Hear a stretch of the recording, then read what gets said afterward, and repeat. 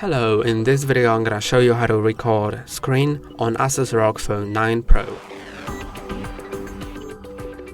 Do it, slide down from the top of your screen, then you should see something like this.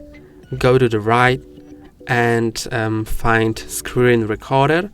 Now you can click on that and then it will ask you whether you want to record the entire screen or a single app. I'm gonna select entire screen.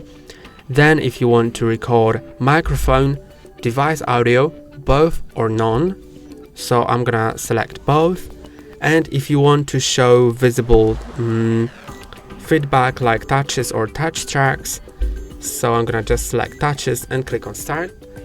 Then it will count down from 3 and now it starts recording.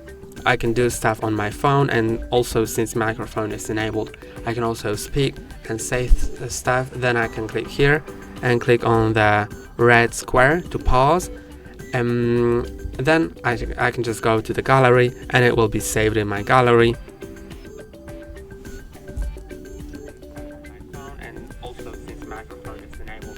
And you can see it is recorded with the sound as well. And that's all for today. Don't forget to like and subscribe. See you next time.